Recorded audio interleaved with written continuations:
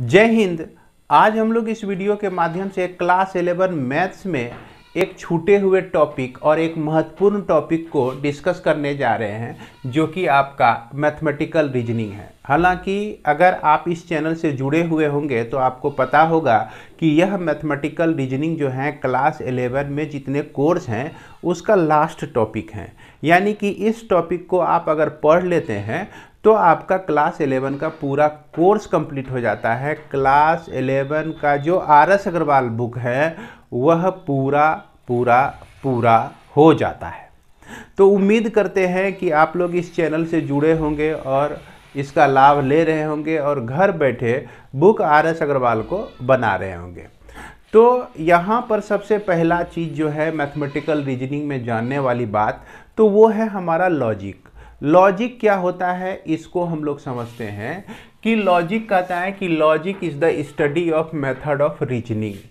मतलब कि method of reasoning, reasoning करने के मेथड को ही हम लोग लॉजिक कहते हैं। और रीजनिंग करते किसका है? जनरल नेचर का करते हैं। और यह रीजनिंग करने की प्रवृत्ति जो है ना सभी में होती है। मान लीजिए कि अगर आपको कोई कह दे कि एक्सीडेंट हुआ, तो एक्सीडेंट हुआ तो आप सबसे पहली बात है कि आपका मन मस्तिष्क ये पूछेगा किसके किसके बीच टक्कर हुआ। बस के बीच टक्कर हुआ कि कार के बीच टक्कर हुआ, कुछ सूमो के बीच था या स्कॉर्पियो के बीच। तो आप अनुमान लगा सकते हैं घर बैठे ही कि भाई कितना इंजरी हुआ होगा।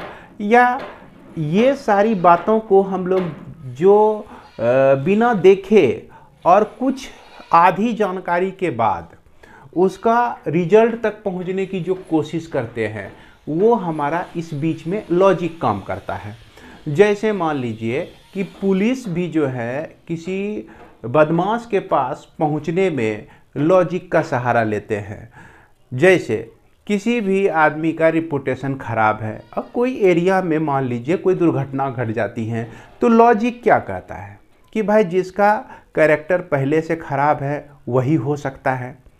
अब उस जगह पहुँचे तो पता चला कि उसमें से कोई नहीं है, तो अब ये लॉजिक लगता है कि कोई नया इस मोहल्ले में इस तरह का पैदा हो गया है जो इस तरह की काम को करता है। यहाँ तक कि लॉजिक जो होता है कभी कभी आम जिंदगी की बात कर रहे हैं या मैथमेटिक्स की बात नहीं कर रहे हैं, कभी कभी खतरनाक भी होता है और कभी कभी बहुत फ़ायदेमंद भी होता है। ये लॉजिक जो है वाइफ हस्बैंड में झगड़ा भी करा सकता है। अब उतना बहुत डीप में हमको कहने की ज़रूरत नहीं है। और यहाँ तक कि घर को तोड़ भी सकता है अगर गलत लॉजिक लगाते हैं। अगर सही लॉजिक है तो आप क्या करते हैं, सही रास्ते पे भी चल सकते हैं। तो लॉजिक आपका परफेक्ट होना चाहिए, गलत लॉजिक लगा के गलत दिशा में भी जाया जा सकता है। अब एक इंटरेस्टिंग घटना मैं बताता हूँ। मेरे पिताजी ने कहा कि बेटा तुम जो है कोलकाता नहीं जाएगा। बचपन में हम पढ़ते थे, आईएससी बीएससी में पढ़ते थे। बाबूजी बोले कोलकाता नहीं जाएगा। हम बोले कि अरे हम तो यहाँ लॉज में रहते हैं और चले जाएंगे तो थोड़े बाबूजी को वहाँ पता चलेगा कि मुंबई में रहते हैं कि हम कोलकाता चले गए। तो चले गए, मस्ती से वहाँ घूमे फिरे, 10 दिन रहे और उसके बाद जगह जगह घूम के वहाँ जो है जो चीज़ हुआ खाने का खाएं। संजोग से उस समय आम का सीजन था। तो आम का जब सीजन था तो हम घर लौट के आए। कुछ दिन के बाद बाबूजी भी बैठे हुए थे, तो यूं ही चर्चा हो रही थी आम के बारे में। तो आम के बारे में चर्चा हो रही थी। हमने कहा उसी बीच में कि देखो यहाँ पर हमारे गांव में आम जो है 30 रुपया किलो मिल रहा है। हमने क्या किया कि उस समय बोल दिया कि अरे वहाँ कोलकाता में तो आम 15 रुपया किलो में ही मिल रहा है। तो फट से मेरे पिताजी लॉजिक लगा लिए। बोले कि अच्छा तुम ये बताओ कि कोलकाता का तुमको आम का रेट कैसे पता है कि वहाँ 15 रुपया में दे रहा है। तो अब हम क्या करते हैं, उस समय तो इंटरनेट का भी ज़माना नहीं था कि हम बोल देते कि नेट पे सर्च किए हैं और 15 रुपया वहाँ हम जान रहे हैं उसका रेट। ये भी नहीं बोल सकते थे, पकड़ा गए। तो कभी कभी लॉजिक जो होता है ना बहुत हेल्प करता है किसी डेस्टिनेशन तक, किसी प्रॉपर रिजल्ट को निकालने में मदद करता है। तो अब एक लॉजिक और समझिए कि कोई भी बच्चा कोई भी बच्चा या तो लड़का या तो लड़की हो सकता है। मान लीजिए कि या तो लड़का या तो लड़की ही हो सकता है। अगर हमने कहा कि किसी महिला को लड़की पैदा नहीं हुई, तो लॉजिक हमारा क्या कहता है कि निश्चित रूप से उसको लड़का पैदा हुआ है। अगर हम इसी दोनों में सीमित रहे तो ये लॉजिक जो है हम लोग बहुत आसानी से लगा सकते हैं, और ये लॉजिक हमारे आम जीवन में बहुत ही महत्व रखता है। अभी तक जो लॉजिक हम लोग लगा रहे थे यूं ही लगाते चले जा रहे थे, लेकिन अब जो हम लोग लॉजिक लगाएंगे वो पूरा परफेक्ट होगा, और मैथमेटिक्स के थ्योरी को सीखने के बाद का लॉजिक होगा, जो कि आपको मज़ा भी आएगा और आपके लिए फ़ायदेमंद भी हो सकता है।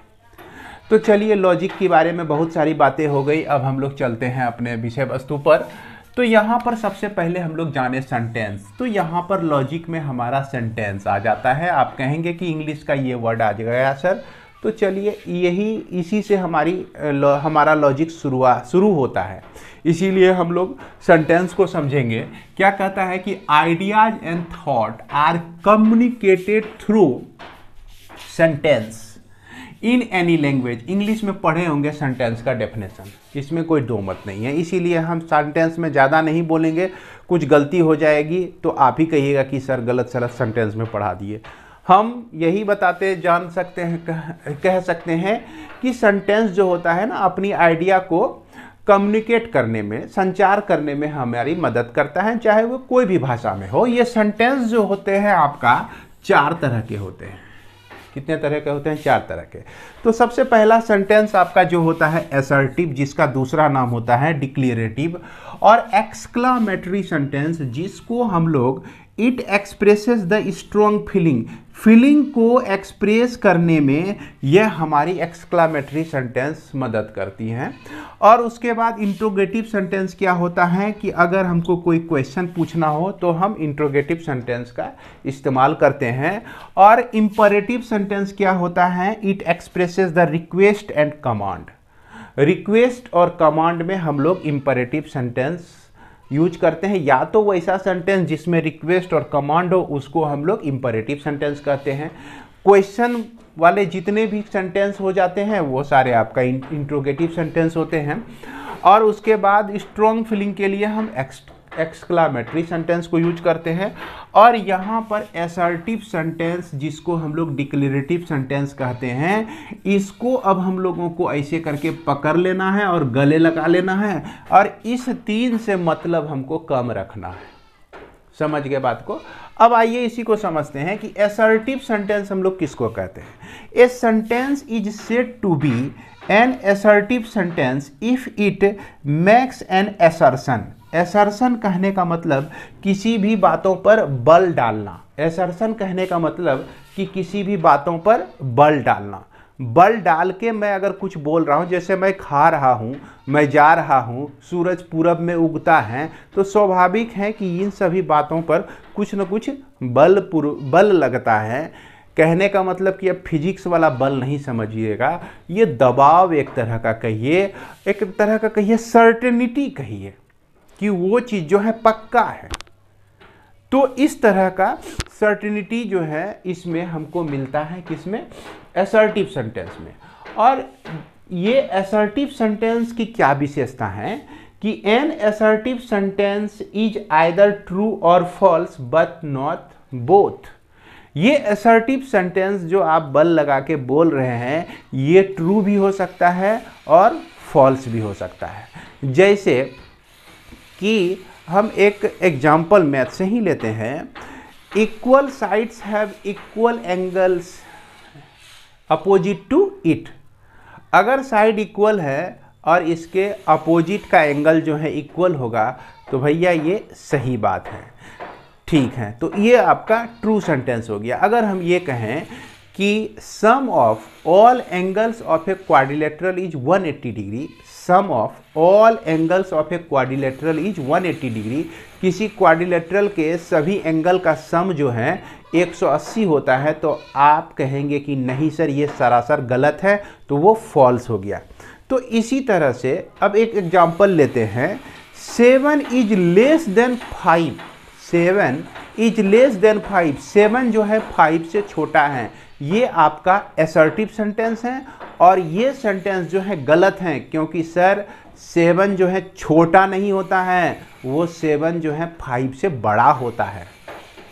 अगर हम ये कहें कि 5 इज लेस देन 8, तो 5 सही में 8 से छोटा होता है, तो ये आपका क्या हो जाता है, ट्रू हो जाता है। तो ये सारे जो होते हैं आपका असर्टिव सेंटेंस होते हैं, और उसमें कोई ट्रू होता है और वो कोई फॉल्स होता है। तो यहाँ पर हम ये समझ गए कि सेंटेंस जो भी हम लोग लिखेंगे असर्टिव सेंटेंस में, वो तो ट्रू होगा या फॉल्स होगा। तो इसीलिए सब मैथमेटिशियन ने सोचा कि भैया अगर इसको भी हम लोग असर्टिव सेंटेंस ही नाम रखेंगे तो इंग्लिश का असर्टिव में और मैथमेटिक्स का असर्टिव में क्या अंतर हो जाएगा। तो बोला कि नहीं, थोड़ा सा अंतर कर देते हैं हम लोग। इस असर्टिव सेंटेंस जिसका आंसर यस या नो में दिया जा सके, ट्रू या फॉल्स में दिया जा सके, उसको आज से हम लोग कहेंगे statement.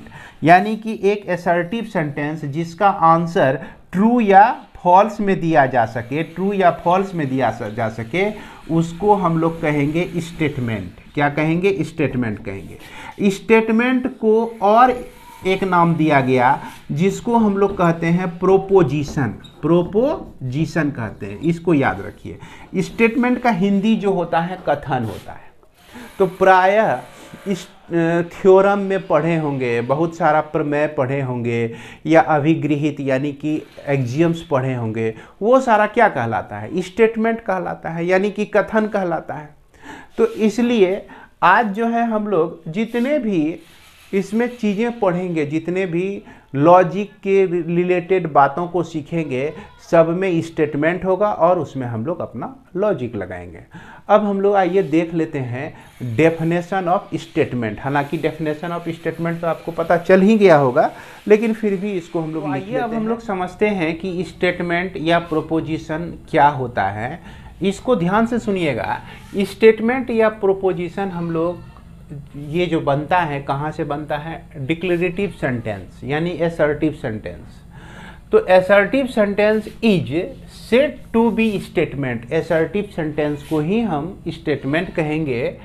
Which is either true और फॉल्स, जो कि ट्रू हो या फॉल्स हो, बट नॉट बोथ, यानी कि दोनों नहीं होना चाहिए।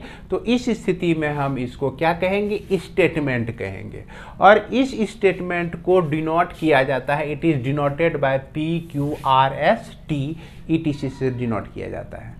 तो भैया यहाँ पर एक चीज़ दिमाग में ठूस लीजिए कि इंग्लिश में जितने भी सेंटेंस हैं उसमें जो भी हमारा असर्टिव सेंटेंस है यानी कि डिक्लेरेटिव सेंटेंस है, उसको हम स्टेटमेंट कहेंगे। बाद बाकी कोई भी सेंटेंस आ जाए, कितना भी हमको डराए धमकाए, उसको हम स्टेटमेंट नहीं कहेंगे। जैसे देख लीजिए, ये कहता है कि यह आपका 9 इज लेस देन 8 है, और चूंकि इसको स्मॉल लेटर से डिनोट करते हैं तो इस सेंटेंस को हमने डिनोट किया है P से। P के बाद 2 गो बिंदा, कहने का मतलब इसको सच दैट हम लोग बोलते हैं, यानी P such that 9 is less than 8। तो ये सेंटेंस जो है आपका असर्टिव सेंटेंस है यानी डिक्लेरेटिव सेंटेंस है। ये सेंटेंस जो है आपका असर्टिव सेंटेंस है यानी कि डिक्लेरेटिव सेंटेंस है। तो इसको कहेंगे कि तुम स्टेटमेंट हैं रे बबुआ, तुम स्टेटमेंट हैं। अब यहाँ पर दूसरा नंबर कहता है कि write down your name, WH question, यानी कि अपना नाम लिखो। ये क्या हो गया, क्वेश्चन पूछने वाला हो गया सेंटेंस। तो ये जो है आपका असर्टिव नहीं है, तो ये स्टेटमेंट नहीं होगा। तो कहेंगे कि नॉट ए स्टेटमेंट, ये स्टेटमेंट आपका नहीं है। चलिए, अब इसके बाद कहता है कि 2 और 3 इक्वल टू 4। यह बल डाल के बोल रहा है कि 2 और 3 मिलकर 4 होता है। तो ये हालांकि गलत है कि सही है, बाद में डिस्कस करेंगे। लेकिन ये आपका ना तो क्वेश्चन पूछ रहा है, ना प्रार्थना कर रहा है किसी से, ना प्रे कर रहा है गॉड से। तो वो सब सेंटेंस नहीं है। तो कौन सा हो गया, असर्टिव सेंटेंस हो गया, यानी कि यह जो है आपका स्टेटमेंट है। क्लियर है। अब गिव मी योर पेन, अपना पेन दे कृपया, दबाव डाल के ले पाइएगा पेन किसी से, नहीं है ना, कृपया प्लीज, ये असर्टिव सेंटेंस नहीं है। तो यहाँ पर हम लोग कहेंगे नॉट ए स्टेटमेंट, ये जो है आपका स्टेटमेंट नहीं है।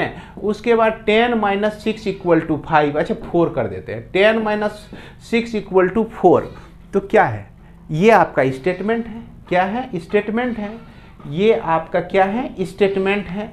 इसमें कोई क्वेश्चन नहीं पूछा जा रहा है, एक वक्तव्य को पेश किया जा रहा है, असर्शन असर्टिव सेंटेंस को पेश किया जा रहा है। अब इसमें आप जो है डिसाइड कीजिए यह ट्रू है या फॉल्स है। तो ये आपका स्टेटमेंट है। वेयर डू यू लिव, यानी अभी तुरंत बताया हमने इंट्रोगेटिव सेंटेंस हो तो वो तो असर्टिव नहीं ना हो, इंट्रोगेटिव सेंटेंस असर्टिव नहीं ना है। जो असर्टिव सेंटेंस रहेगा और उसमें भी यस या नो में हम जवाब दे सकें, उसी को हम स्टेटमेंट कहेंगे। तो ये भी आपका स्टेटमेंट नहीं है, not a statement, not a statement, है ना। उसके बाद ये may God bless you, not a statement, है ना, यह भी आपका स्टेटमेंट नहीं है। और लास्ट में देखिए Delhi is the capital of India, ये आपका स्टेटमेंट है। तो अभी तक तो हमने पता लगाया कि स्टेटमेंट कौन है कौन नहीं है, ठीक ना। अब हम पता लगाते हैं कि वह स्टेटमेंट ट्रू है या फॉल्स है। तो 9 इज लेस देन 8, अरे 9 तो कभी 8 से छोटा हो ही नहीं सकता है, बुड़बक हमको मत बनाइए, इसीलिए हम इसको क्या लिखेंगे, फॉल्स लिखेंगे। अब ये तो स्टेटमेंट है ही नहीं, इसको कुछ करना ही नहीं है। उसके बाद ये जो है आपका स्टेटमेंट है, तो 2 + 3 = 4, ये स्टेटमेंट कैसा है, फॉल्स है। 2 + 3 = 5 होता है, तो ये आपका फॉल्स हो गया। ये स्टेटमेंट नहीं है, कोई का मतलब नहीं है, ये स्टेटमेंट है आपका, ये आपका देखिए ट्रू है, क्या है, ट्रू है। इसके बाद ये आपका स्टेटमेंट नहीं है, ये भी स्टेटमेंट नहीं है, हटाइए ये सबको बाहर कीजिए।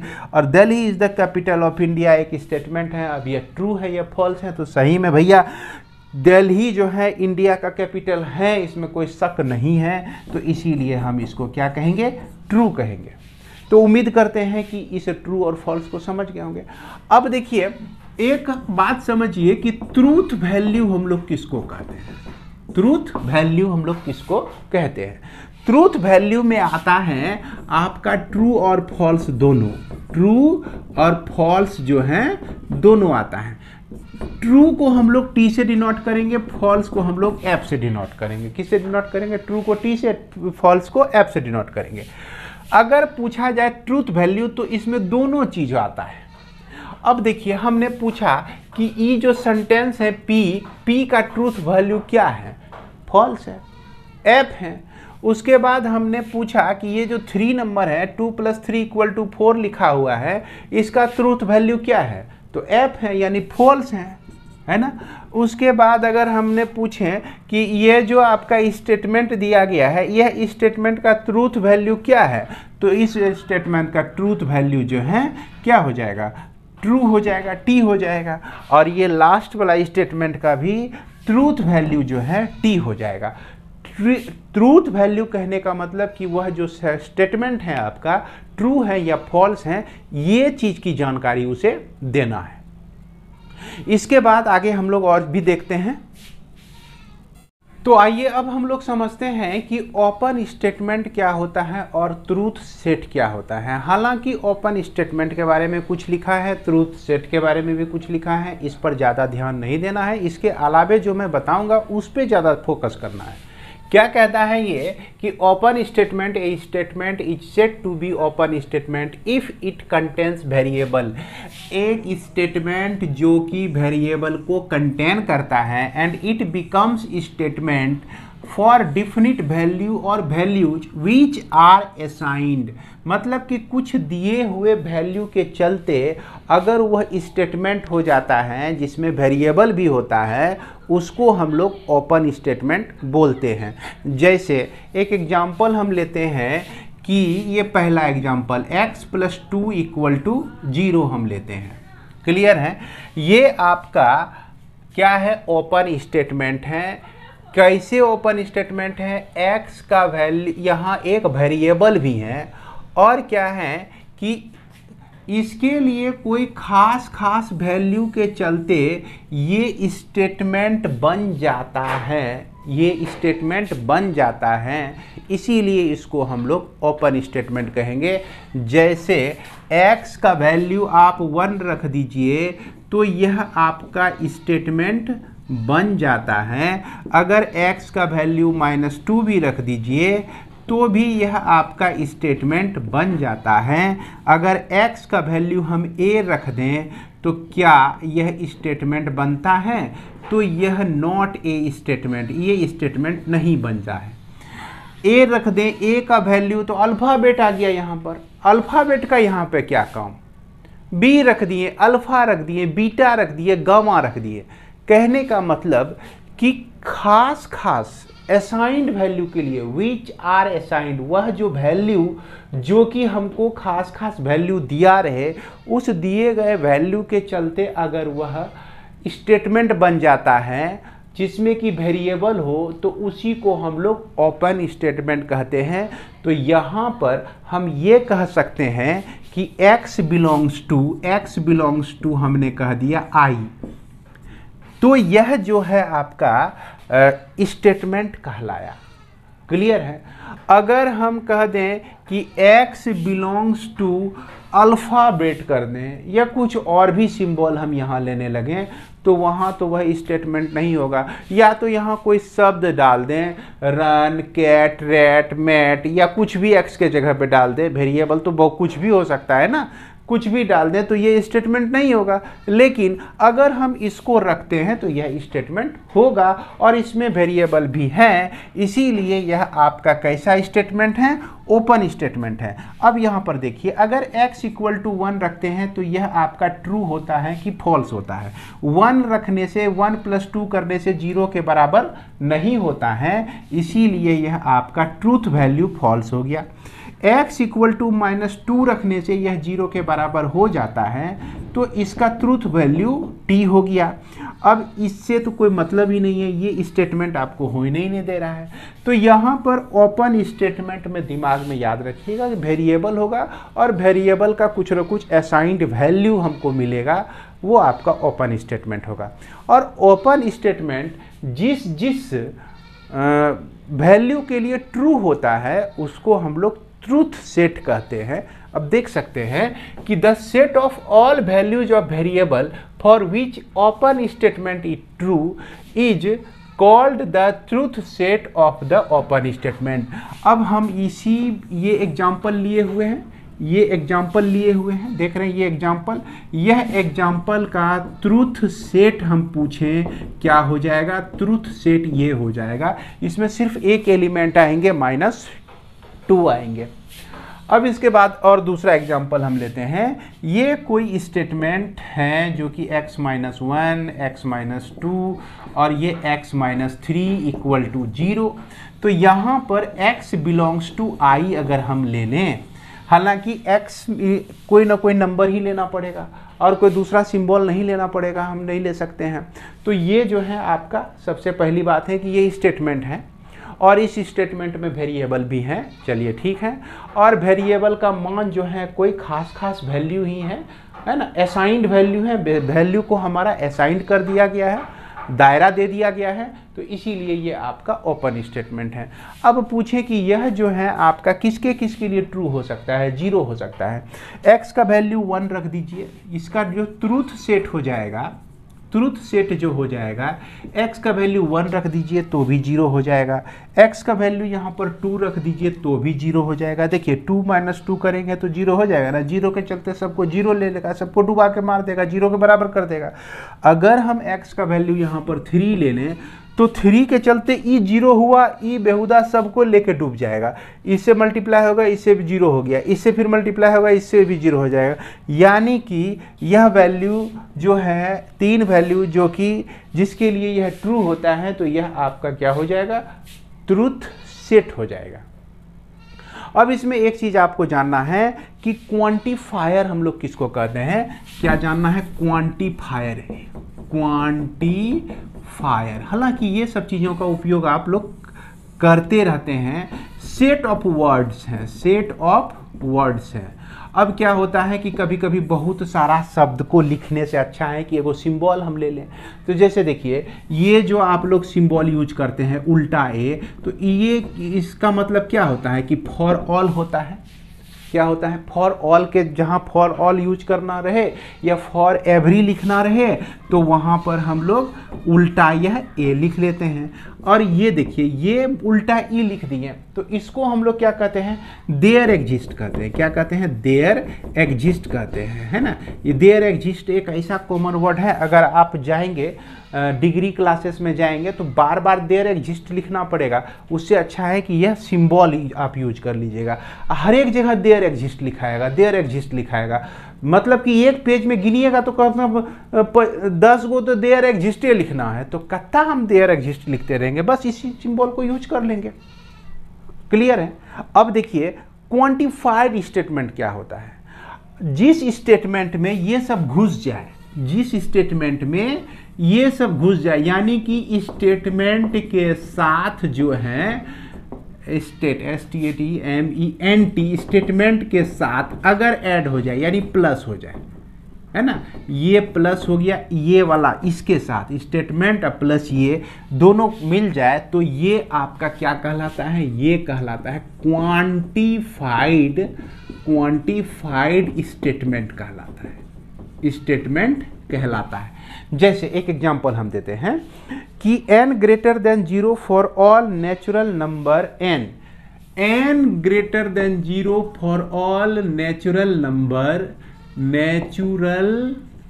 नंबर n, जितने भी नेचुरल नंबर n ले लीजिए आप, जितना भी कोई भी नेचुरल नंबर ले लीजिए, सारा नेचुरल नंबर, है ना, 0 से बड़ा होगा। देखिए हमने कितना यूनिवर्सल ट्रूथ बोला है कि वो नेचुरल नंबर जो है 0 से छोटा नहीं हो सकता है ना। इतना सच्चा बात बोलने वाला आपको कहाँ मिलेगा? कहाँ मिलेगा? मैथमेटिक्स पढ़ने वाला ही मिलेगा, या आप खुद बनेंगे, मैथमेटिक्स से इंटरेस्ट रखेंगे तब सच्चा बात बोलेंगे, सच्चा चीज़ पढ़ेंगे तो सच्चा बात बोलेंगे। तो ये सब जो है आपका क्या कहलाता है? क्वांटिफाइड स्टेटमेंट कहलाता है। इसके बाद हम लोग ये जाने कि निगेशन ऑफ स्टेटमेंट क्या होता है।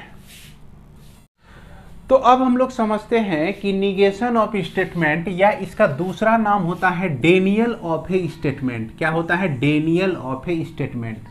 अगर मान लिया जाए कि P कोई स्टेटमेंट है कि 4 and 3 मैक्स 7, है ना, मैक्स 7, 4 और 3 मिलकर क्या बनता है? आपका 7 बनता है। तो इसका निगेशन हमको लिखना है। तो निगेशन को जो है हम लोग डिनोट करते हैं कैसे कि निगेशन ऑफ स्टेटमेंट को डिनोट किया जाता है इस तरह से, ये आपका निगेटिव साइन हो गया आपका, यानी कि निगेशन ऑफ P, अगर ऐसा सिंबल आ जाए तो आप समझिएगा कि P का निगेशन लिखा हुआ है। अगर मान लीजिए कि Q है तो Q का निगेशन इस तरह से आप लिख दीजिए, निगेशन ऑफ Q कह पढ़ेंगे इसको। तो निगेशन कहने का मतलब क्या हो गया कि नकारात्मक, यानी कि 4 and 3 जो है डज नॉट मैक 7, यानी 4 और 3 मिलकर 7 नहीं बनाता है। अब जैसे देखिए Q एक स्टेटमेंट है कि sun rises in the east, तो इसका निगेटिव वही निगेशन हो जाता है। तो negation of Q equal to sun does not rises in the east, है ना। तो उम्मीद करते हैं इसे समझ गए होंगे। लेकिन देखिए यहाँ जो है यह भारी कब हो जाता है, आपको मुश्किल इस तरह का निगेशन को निकालने में कब मुश्किल हो जाएगी, इस पर अब ध्यान देना है। इस पर क्या देना है कि सेंटेंस अगर हमारा क्वांटिफाइड सेंटेंस स्टेटमेंट हो, है ना, कैसा स्टेटमेंट हो? क्वांटिफाइड स्टेटमेंट हो। कैसा स्टेटमेंट हो? क्वांटिफाइड स्टेटमेंट हो। और उसका आपको निगेशन निकालने के लिए कह दिया जाए, है ना, निगेशन, NEGATION, निगेशन। निगेशन कहने का मतलब कि उसका डेनियल निकालने के लिए कहा जाए, है ना। तो यहां पर क्या ध्यान देना है कि अगर आपको कहीं पर फॉर ऑल लिखा रहे, इस तरह का सिंबल रहेगा, तो इसका निगेशन लिखने में, इसका निगेशन या डेनियल लिखने में, जहां आपका फॉर ऑल लिखा हुआ है तो वहां पर आप देयर एग्जिस्ट वर्ड का यूज करेंगे। अगर मान लिया जाए कि कोई स्टेटमेंट है ना, और उस स्टेटमेंट में आपका क्या कहते हैं, देयर एग्जिस्ट लिखा हुआ हो, क्या हो, देयर एग्जिस्ट लिखा हुआ हो, अब उसका कहेगा कि आप निगेशन लिखिए, तो वहां पर आप क्या यूज कीजिएगा, फॉर ऑल यूज कीजिएगा। क्या कीजिएगा, फॉर ऑल यूज कीजिएगा। तो इसको फिर से एक बार डिटेल में समझ लीजिए कि अगर आपका इस तरह से हो, कोई पहला नंबर ध्यान रखना है, निगेशन आपको लिखना है for all x belongs to a such that px is true. अगर यह आपका क्या है, ट्रू है, तो इसका जो निगेशन है, देख रहे हैं निगेशन का सिंबल डाले हुए हैं, तो निगेशन लिखने के लिए हम क्या यूज करेंगे, there exist x belongs to a such that negation px is true. Clear है, यानी कि इसका निगेशन हम करिए दिए और यह चीज जो है आपका ट्रू है। कहाँ पे, इसमें ध्यान यही देना है कि देयर एग्जिस्ट के जगह पर माफ करेंगे, फॉर ऑल के लिए जब हमको निगेशन लिखना हो तो देयर एग्जिस्ट यूज करेंगे।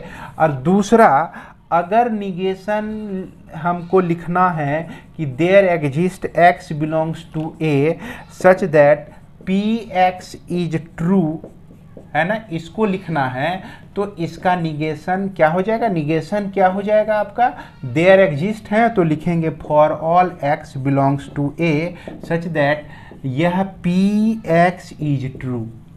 अब इसका एक एग्जाम्पल देखिए, इसका एग्जाम्पल देखते हैं कि all the students of the school live in the hostel. All the student, ध्यान से देखेंगे, all the students of this school live in the hostel में रहता है। अब इसका निगेशन तो वही न होगा भैया जो क्या कहते हैं बच्चा हॉस्टल में नहीं रह रहा है, वही निगेशन हो जाएगा।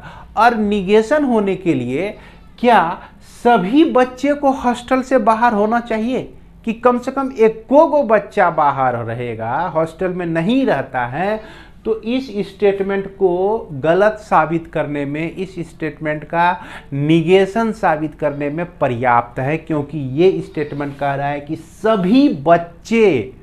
सभी बच्चे हॉस्टल में रह रहे हैं इस स्कूल के, लेकिन अगर एक भी बच्चा जो है हॉस्टल से बाहर रह रहा है तो यह जो स्टेटमेंट है खारिज हो जाएगा, इसी का निगेशन बन जाएगा। तो इसीलिए हम लोग जहां ऑल वर्ड होता है, जहां फॉर ऑल होता है, वहां there exist one, at least one हम यूज करते हैं, ऑल के जगह एटलीस्ट यूज करते हैं।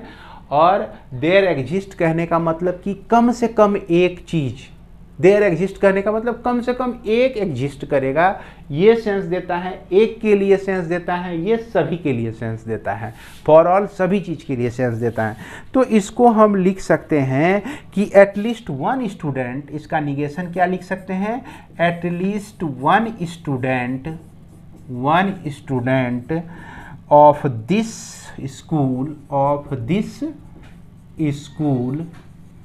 School does not live in the hostel, does not live in the hostel। Clear है। अब देखिए एक दो एग्जाम्पल सुनिए। None of the student of this class has passed, none of the student of this class has passed, एक भी बच्चा इसमें पास नहीं किया। तो इसका निगेशन क्या हो जाएगा, एटलीस्ट वन स्टूडेंट। ई कह रहा है कि ई क्लास का एको गो बच्चा पास नहीं हुआ है। अगर एको गो बच्चा पास हुआ तो उनका स्टेटमेंट गलत हो जाएगा। ये जो हमारे टीचर हैं, प्रधानाध्यापक जो भी हो, मोहन बाबू जो भी हैं, मोहन बाबू कह रहे हैं कि इस क्लास का एको बच्चा पास नहीं हुआ। लेकिन ऐसा हो जाए कि एक बच्चा पास हो जाए तो भी मोहन बाबू के स्टेटमेंट का क्या हो जाएगा, डेनियल हो जाएगा, निगेशन हो जाएगा। अगर दो बच्चा भी पास हो गया है लेकिन वह तो बोल रहे हैं सारे बच्चे फेल हैं, तो भी उनका डेनियल हो गया, उसके स्टेटमेंट का निगेशन हो गया। तो कम से कम एक बच्चा अगर पास होता है तो उसके स्टेटमेंट का निगेशन होने के लिए पर्याप्त है। कोई ज़रूरी नहीं है कि सभ्य बच्चा पास ही होना चाहिए, क्योंकि उसने कहा सभ्य बच्चा फेल है। तो यहाँ बात को समझ रहे हैं ना, ये हमको क्या बताने की कोशिश कर रहा है कि कहीं भी बोलना है ना तो बड़ी सोच समझ के बोलना है, जैसे तैसे नहीं बोल देना है। समझ गए बात को। जैसे मान लीजिए कि आपके साथ एगो गाड़ी वाला या एगो दुकानदार जो है धोखा कर लिया, आपसे ठग लिया, तो आप क्या कहिएगा कि ई भागलपुर में सब दुकानदार बेईमान है? ऐसा तो नहीं कह सकते हैं। एक दुकानदार बेईमान हुआ। यहाँ जो है आपका मान लीजिए भागलपुर में सारे दुकानदार अच्छे हैं, सभी दुकानदार अच्छे हैं। कम से कम एक दुकानदार अगर बेईमान निकल गया, हम जो यहाँ दावा ठोक रहे हैं कि सारे दुकानदार अच्छे हैं, तो क्या हो गया, वो दावा गलत साबित हो गया। उसका डेनियल एक ही एग्जाम्पल काफ़ी है। कोई एक दुकानदार बेईमान निकल गया या ठग रहा है, वो काफ़ी है। तो इस तरह से क्या होता है कि याद रखिएगा कि किसी भी इससे शिक्षा हम यही लेते हैं कि अब कोई अगर बदमाशी कर रहा है, कोई समाज का कोई एक लड़का बदमाशी कर रहा है, तो पूरे समाज को हम गंदा साबित नहीं कर सकते हैं। कोई एक दो गंदा हो सकता है, विचार से गंदे हो सकते हैं, बदमाशी कर सकते हैं। तो खैर ये सारी बातें तो हम लोगों को यहाँ नहीं पढ़ना है, फिर भी हम बीच बीच में चर्चा कर लेते हैं। थोड़ा सा नेगलेक्ट कर लीजिएगा, और क्या कहेंगे, ज़्यादा उब जाते हैं तो चले जाइएगा वीडियो को रोक के। तो आइए अब हम लोग आगे बढ़ते हैं, और आगे बढ़ने के क्रम में अब हम लोग बुक आर.एस. अग्रवाल के एक्सरसाइज 1 जो है आपका मैथमेटिकल रीजनिंग में, उसके क्वेश्चन के आंसर को बुक में ही देखेंगे, बुक को सामने में ही रख के देखेंगे। तो आइए हम लोग देखते हैं। आइए अब हम लोग एक्सरसाइज 1A के प्रॉब्लम को देखते हैं। हालांकि ये सारे प्रॉब्लम हमको लगता है कि आप लोगों के लिए अब आसान हो गया होगा, लेकिन चलिए फिर भी हम लोग एक नज़र डाल लेते हैं कि जैसा कि यहाँ पे पहला क्वेश्चन दिया गया है, which of the following sentences are statements, कौन कौन सा सेंटेंस स्टेटमेंट हैं। तो याद रखें कि स्टेटमेंट वही सेंटेंस होगा जो असर्टिव सेंटेंस होगा। कैसा सेंटेंस होगा? असर्टिव सेंटेंस होगा, जिसको हम लोग डिक्लेरेटिव सेंटेंस भी कहते हैं। अब पहला नंबर में हम देख रहे हैं क्या कि रेड फोर्ट इन मुंबई। रेड फोर्ट कहाँ है अभी उससे मतलब नहीं है, अभी हमको डिसाइड करना है कि यह स्टेटमेंट है या नहीं। तो ये आपका असर्टिव सेंटेंस है, इसीलिए यह आपका स्टेटमेंट है। क्लियर है, यह स्टेटमेंट है। दूसरा नंबर देखिए, लिस्न टू मी महेश, ये देखिए विस्मयादि बोधक चिन्ह है इसमें, ये आपका असर्टिव सेंटेंस नहीं है, तो इसलिए यह नॉट ए स्टेटमेंट है ना, स्टेटमेंट नहीं है। क्लियर है आपका। तीसरा नंबर देखिए, do you homework, do your homework, अपना होमवर्क बनाओ, इसमें आदेश हैं, ये असर्टिव सेंटेंस नहीं है, डिक्लेरेटिव सेंटेंस नहीं है, तो यह स्टेटमेंट नहीं होगा। चौथा नंबर में देखिए, Mohan is a sincere boy, Mohan जो है कैसा लड़का है? एक सिंसियर बॉय है, तो यह आपका हाँ या ना हो सकता है। अच्छा लड़का हो सकता है, नहीं हो सकता है, ट्रू या फॉल्स में इसका आंसर दे सकते हैं। तो इसलिए हमारा ये क्या हो गया? स्टेटमेंट हो गया। क्लियर है। इसके बाद 5वां नंबर देखा जाए कि it is a rainy day, है ना, बारिश का दिन हो सकता है, नहीं हो सकता है। हमको तो यही समझ में आ रहा है कि ये जो सेंटेंस है आपका कैसा सेंटेंस है, असर्टिव सेंटेंस है, जो कि आपका क्या होगा, स्टेटमेंट होगा। क्लियर है। इसके बाद प्लीज माइंड योर बिजनेस, ये आपका नहीं होगा स्टेटमेंट, है ना, ये आपका क्या कहते हैं, असर्टिव सेंटेंस नहीं है। व्हाट आर यू डूइंग, यह भी असर्टिव सेंटेंस नहीं है आपका। इसके बाद what the weather is pleasant today, है ना, तो ये आपका असर्टिव सेंटेंस है। तो यानी कि यह जो है आपका स्टेटमेंट हो सकता है। क्लियर है। इसके बाद 9 नंबर हम देखें, टेक 1 एस्प्रिन टेबलेट, एक एस्प्रिन टेबलेट ले लो, ये आदेश दे रहे हैं किसी को, असर्टिव सेंटेंस नहीं है, तो इसीलिए यह not a statement, not a statement, यह स्टेटमेंट आपका नहीं है। 9 नंबर। उसके बाद हम लोग देखते हैं 10 नंबर। तो 10 नंबर में देखा जाए, इसमें the sun will come out tomorrow, सही बात है, सन जो है कल निकलेगा, ये क्या है आपका असर्टिव सेंटेंस है, तो यही इसलिए यह आपका स्टेटमेंट बन जाता है। और संदीप इज प्लेइंग फुटबॉल, यह भी आपका स्टेटमेंट बन जाता है। संदीप फुटबॉल खेल रहा है, ये असर्टिव सेंटेंस है। 3 + 7 9, ये भी आपका असर्टिव सेंटेंस है। हालांकि यह ट्रू या फॉल्स, ट्रूथ वैल्यू कुछ भी हो सकेगा, यानी हालांकि ट्रूथ वैल्यू इसका क्या है, फॉल्स है। यह भी आपका क्या है, सेंटेंस है, क्योंकि x पर इसका ट्रूथ वैल्यू डिपेंड कर रहा है। इफ़ x = 2 देन 3x = 4, यह भी आपका स्टेटमेंट है। If stock price fall it will loss money, अगर स्टॉक प्राइस गिरता है तो यह जो है आपका मनी लॉस हो जाएगा। तो चलिए यह भी आपका असर्टिव सेंटेंस है, डिक्लेरेटिव सेंटेंस है, यह भी स्टेटमेंट हो जाएगा।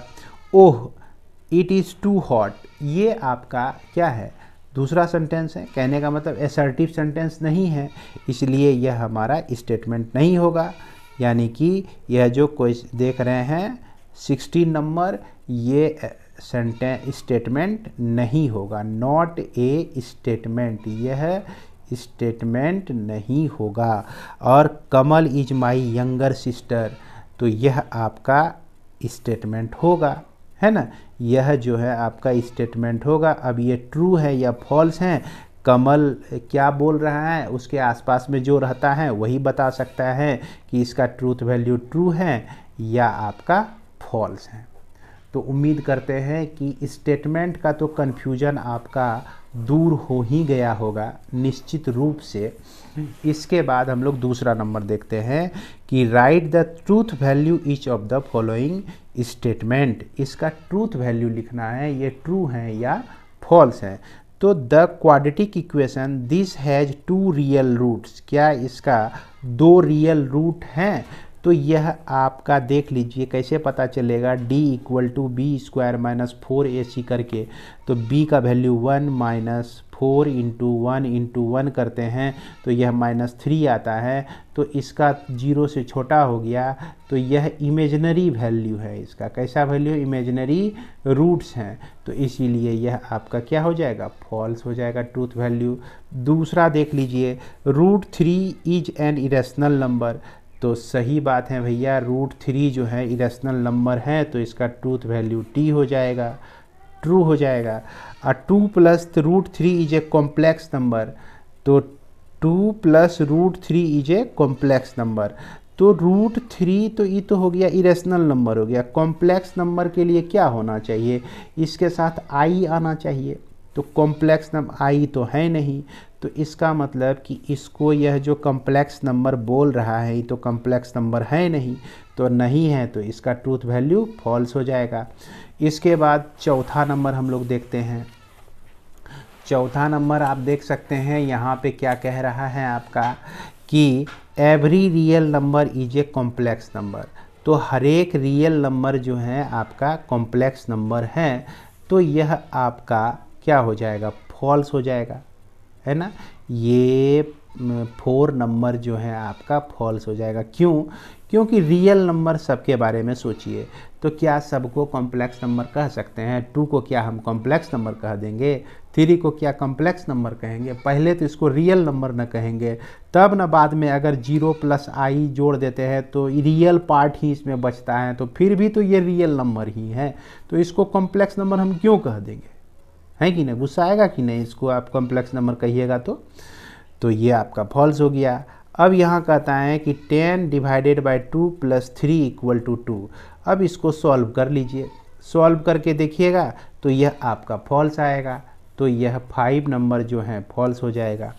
और 6 नंबर देखिए, 5 + 4 > 9, तो यह चीज़ जो है आपका देखिए ग्रेटर देन और इक्वल टू भी बोला, तो ये इक्वल टू तो है ना, तो इक्वल टू है या ग्रेटर देन है, दोनों में से कोई एक है, तो इसको हम लोग क्या कहेंगे, ट्रू कहेंगे, है ना। इसको क्या कहेंगे हम लोग, ट्रू कहेंगे। 6 नंबर जो है आपका ट्रू हो जाएगा। 7 नंबर हम लोग देखते हैं। 7 नंबर में कहते हैं there exist n belong to natural number such that n + 5 > 4। क्या कभी ऐसा संभव हो सकता है कि n का मान हम 1 2 3 लें और वह जो है 4 से बड़ा हो जाए, जबकि उसमें 5 ऑलरेडी ऐड है। 1 भी रखते हैं तो 1 + 5 = 6 होता है, तो 6 > 4 हो गया आपका, तो क्या कहेंगे आपका ट्रू है। अब क्या कहते हैं, अगर 2 रखते हैं तो 7 + 5 = इसके बाद क्वेश्चन नंबर 7 जो है इसको बड़ी ध्यान से समझिएगा। ये कहता है कि there exist n belongs to n, यानी कि नेचुरल नंबर में यह n आपका बिलोंग कर रहा है। और उसके बाद कहता है कि सच दैट n + 5 > 4। अब n का वैल्यू अगर 1 रखते हैं तो ग्रेटर देन हो जाता है। देखिए 1 + 5 6 हुआ, 6 > 4 है, तो इसके लिए ट्रू आता है। और 2 को रखते हैं तो 2 को रखने से भी 2 + 5 7 आता है, 7 > 4 है, तो इसका मतलब इससे भी ट्रू हो जाता है, इससे भी ट्रू हो जाता है। तो ये स्टेटमेंट कैसा है आपका, ट्रू हो गया है कि नहीं। इसको क्या कहेंगे हम लोग, ट्रू कहेंगे। इसके बाद हम लोग देखते हैं 8 नंबर में क्या कहता है। कहता है कि for all n belongs to n, यानी कि 1 2 3 से लेकर इन्फिनिटी तक n का वैल्यू कुछ भी इसमें से हो सकता है। और कहता है कि n + 6 = 9 फॉर ऑल। इस पे ध्यान दीजिएगा कि यहाँ पर हमारा क्या कहते हैं 1 के लिए 1 अगर रखते हैं तो यह आपका माफ़ करेंगे, यहाँ ग्रेटर देन है, ग्रेटर देन 9 हो जाएगा, तो सही, यह ट्रू हो गया आपका, सॉरी फॉल्स हो गया आपका। उसके बाद अगर 2 रखते हैं तो यह आपका क्या हो जाता है, फॉल्स ही हो जाता है। तो जब ये कह रहा है कि सभी वैल्यू के लिए ये जो रिलेशन है क्या है, तो ये रिलेशन किसी के लिए फॉल्स भी है, किसी के लिए ट्रू भी है, तो इसलिए हम इसको क्या कहेंगे, सबके लिए यह क्या हो जाएगा, फॉल्स हो जाएगा। एक के लिए भी फॉल्स हुआ तो यह कुछ के लिए अगर फॉल हुआ तो सबके लिए हम क्या ले लेंगे, फॉल्स ले लेंगे। इसके बाद आपका क्वेश्चन नंबर 9 में कहता है कि टोक्यो इज इन इंग्लैंड। क्या टोक्यो आपका इंग्लैंड में है, तो हम कहेंगे नहीं भाई, टोक्यो तो जापान में है, इसीलिए यह फॉल्स हो जाएगा। Each prime number has exactly 2 factor, तो किसी भी प्राइम नंबर का एग्जैक्टली 2 ही फैक्टर होता है। 3 है तो 3 × 1 लिख सकते हैं, 11 है तो 11 × 1 ही लिख सकते हैं। ये सब क्या है, आपका प्राइम नंबर है, इसलिए किसी भी प्राइम नंबर का 2 ही फैक्टर्स होते हैं। उम्मीद करते हैं कि आप लोग इसे समझ गए होंगे। अब इसके बाद हम लोग चलते हैं क्वेश्चन नंबर 3 में। तो क्वेश्चन नंबर 3 में देखिए क्या कह रहा है कि ए आपका 2 5 7 5 7 2 3 5 7 determine the truth value each of the following. तो there exist x belonging to A such that x plus 2 equal to 6, क्या ऐसा a में कोई बिलोंग कर रहा है जिसके चलते x प्लस 2 इक्वल टू 6 हो जाए? तो यहाँ पर हम देख रहे हैं कि 4 इसको चाहिए जिसके चलते यह 6 हो जाएगा। तो डिटरमाइन द ट्रूथ वैल्यू, तो ट्रूथ वैल्यू क्या हो जाएगा इसका? फॉल्स हो जाएगा, क्योंकि यहाँ पर 4 बिलोंग नहीं कर रहा है। उसके बाद दूसरा नंबर देखिए, ये कह रहा है कि there exist x belongs to a x plus 3 less than 9, x का कुछ ऐसा वैल्यू जिसके चलते 9 से यह छोटा हो जाए। तो अगर यहाँ 5 डालते हैं तो भी 9 से छोटा हो जाता है, 3 डालते हैं तो भी 9 से छोटा हो जाता है, 2 डालते हैं तो भी 9 से छोटा हो जाता है। लेकिन कहता है कि फॉर ऑल, क्या कह रहा है? फॉर ऑल कह रहा है। तो इसीलिए फॉर ऑल तो नहीं हुआ भाई, 7 तो इसका छूट गया है, इसलिए इसको हम लोग क्या किस दायरे में रखेंगे? फॉल्स के दायरे में रखेंगे। इसके बाद हमारा क्या कह रहा है कि देयर एग्जिस्ट, कम से कम एगो ऐसा हो जाए जिसके चलते यह ट्रू हो जाए। तो क्या इसमें कोई ऐसा है जो एक कम से कम है जो इसको ट्रू कर दे?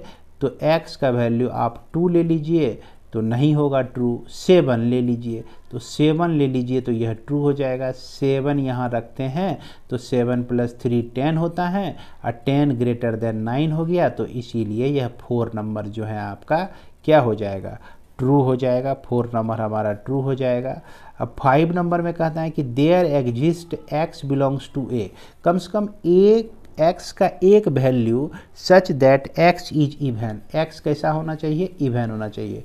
तो सही बात है, कम से कम एक वैल्यू तो हमको 2 इवन मिल ही रहा है, तो इसीलिए इसको हम लोग ट्रू कहेंगे। अब फॉर ऑल, सभ्य वैल्यू क्या प्राइम है? तो देखते हैं प्राइम है कि नहीं। 2 भी प्राइम है भैया, 3 भी प्राइम है, 5 भी प्राइम है आपका, 7 भी प्राइम है। ये फॉर ऑल बोला था कि प्राइम है कि नहीं, तो क्या कहेंगे? इसको ट्रू कह देंगे हम लोग। तो उम्मीद करते हैं कि फॉर ऑल और देयर एग्जिस्ट आप लोग समझ रहे होंगे। देयर एग्जिस्ट से एक नंबर, एक एलिमेंट से मतलब होता है, और फॉर ऑल कहने का मतलब कि सारे एलिमेंट से मतलब होता है। इसके बाद हम लोग समझते हैं 4 number, find the truth set in case each of the following open statement defined on the set n for all n positive integer. तो इसमें ये देखिए आपका ओपन स्टेटमेंट दिया गया है, जैसा कि n जो होता है सेट आपका होता है 1 2 3 4 5, और ये तो कहाँ तक होता है? इन्फिनिटी तक होता है। अब देखा जाए कि वैसा सब वैल्यू हमको सेलेक्ट करना है जिसके लिए यह जो है ट्रू हो जाए, ट्रूथ सेट इसका निकालना है। अब अगर 1 को लेते हैं तो 1 प्लस 2 ग्रेटर देन 7 नहीं होता है, तो 1 नहीं ले सकते हैं, 2 भी नहीं ले सकते हैं, 3 भी नहीं ले सकते हैं, 4 लेते हैं तो भी 4 प्लस 2 6 होता है, 6 ग्रेटर देन 7 नहीं हो सकता है। 5 अगर लेते हैं 5 को भी नहीं ले सकते हैं, लेकिन 6 अगर लेते हैं तो 6 प्लस 2 हमारा 8 होता है जो कि 7 से बड़ा है। 7 प्लस 2 जो कि 9 होता है जो कि 7 से बड़ा है। 8 प्लस 2 10 होता है जो कि 7 से बड़ा है। तो ट्रूथ सेट जो है इसका क्या हो जाएगा? यही हो जाएगा ट्रूथ सेट। अब दूसरा नंबर देखिए, x प्लस 5 लेस देन 4, और यहाँ n से ही एक आपको ऐसा नंबर ड्रॉ करना है, खींचना है इसके लिए जो x का वैल्यू रखें और वह 4 से छोटा हो जाएगा। तो ऐसा कोई वैल्यू है ही नहीं, है ना, 1 2 3 से लेकर इन्फिनिटी के बीच जिसको हम यहाँ रख दें और यह आपका 4 से छोटा हो जाएगा। तो 4 से छोटा होने के लिए -2 न रखना पड़ेगा, -3 न रखना पड़ेगा हमको। तो -2 और -3 तो इसमें एग्जिस्ट ही नहीं कर रहा है, तो इसीलिए यह कैसा हो जाएगा? ट्रूथ सेट इसका इम्पटी सेट हो जाएगा। क्या हो जाएगा? इम्पटी हो जाएगा। अब तीसरा नंबर देखिए, x प्लस 3 जो है ग्रेटर देन आपका 2 दिया गया है। तो यहाँ पर x का जो वैल्यू है क्या क्या रखा जाए n से, जिसके चलते यह ग्रेटर हो जाए। तो इसका वैल्यू में आप 1 रख दीजिए, 2 रख दीजिए, 3 रख दीजिए, 4 रख दीजिए, कुछ भी रख दीजिए, रख के देख लीजिए। 1 रखते हैं तो 1 प्लस 3 ग्रेटर देन ट्रू होता है। 2 + 3 > 2, यह भी ट्रू होता है। तो ट्रूथ सेट जो है यही हो जाएगा इसका, ट्रूथ सेट जो है इसका यही हो जाएगा। अब इसके बाद हम लोगों को यहाँ पर लिखना है negation. Write the negation of the following. Ram is a good boy, तो Ram is a good boy है, तो इसको हम लोग कहेंगे Ram is not a good boy. अब यहाँ पर 3 + 5 = 7 है ना, इक्वल टू 7 है, तो 3 + 5 नॉट इक्वल टू 7 इसका निगेशन हो जाएगा, डेनियल हो जाएगा। 3 < 8 हैं, तो इसको हम लोग क्या लिख सकते हैं, ट्रूथ इसका निगेशन 3 < हो जाए, इक्वल हो जाए, इससे तो अलग ही होगा, इसके विपरीत नेचर का ही होता है, तो इसका निगेशन हमारा ये हो गया। अब यह 4 नंबर में some students in this school are 18 और ओल्डर, 18 बरस से है या तो बड़े हैं। तो इसका निगेशन लिखने में क्या लिखना है कि कुछ कहा है, तो इसको हम ऐसे लिख सकते हैं, none of the student in this school is 18 और ओल्डर, यानी कि इसका निगेशन हमारा इस तरह से हो जाएगा, इसमें नॉन लगा के हमको लिख देना है। और ध्यान रहे कि जहां ऑल रहे वहां हम लोग एटलीस्ट यूज करेंगे, जैसा कि all student have passed in the first division, तो हम जैसा कि इसका आंसर देख सकते हैं, शुरू में ही हमने बताया था कि उसमें हम लोग एटलीस्ट लगा के लिखेंगे, at least 1 student has not passed in the first division, और उसका निगेशन भी लिख देना है। यहाँ देखिए फॉर ऑल यूज किया गया है, तो इसमें हम लोग there exist n belonging to n such that n + 6 > 5 greater than 5 हैं, तो इसका उल्टा हमारा लेस देन इक्वल टू 5 लिख देंगे। यहाँ देयर एग्जिस्ट है आपका, there exist x belonging to a such that n + 3 < 3 है, तो यहाँ के लिए देयर एग्जिस्ट है, तो हमको फॉर ऑल से इसको लिखना है और बाद वाले स्टेटमेंट का निगेशन लिख देना है। ध्यान रहे कि फाइनली देयर एग्जिस्ट अगर आता है तो इसको फॉर ऑल में कर देना है और फिर उसके बाद स्टेटमेंट का निगेशन लिख देना है। अगर फॉर ऑल रहे और कोई स्टेटमेंट रहे तो उसके लिए हमको देयर एग्जिस्ट लिख देना है और उस स्टेटमेंट का निगेशन जो प्रॉपर होता है वो लिख देना है। तो इस 2 चीज़ को ध्यान में रखकर आप सारे प्रॉब्लम को बना सकते हैं। उम्मीद करते हैं कि आप लोग समझ गए होंगे। अगर कहीं कोई डाउट रहा हो तो निश्चित रूप से कमेंट के माध्यम से आप अपना रेटिंग ज़रूर कीजिए कि आपको 100% समझ में आया कि 90% समझ में आया कि आपको 10% समझ में आया। ये परसेंटेज आप सिर्फ मैसेज में लिख के भेजिए, तब हमको रेटिंग करने में ठीक रहेगा, या कौन सा चैप्टर फिर से पढ़ाया जाए इसका भी डिसीजन हमको लेने में मदद मिलेगी। इसी के साथ मैं इस वीडियो को विराम देता हूँ। मिलते हैं हम लोग नेक्स्ट वीडियो में। जय हिंद, जय भारत।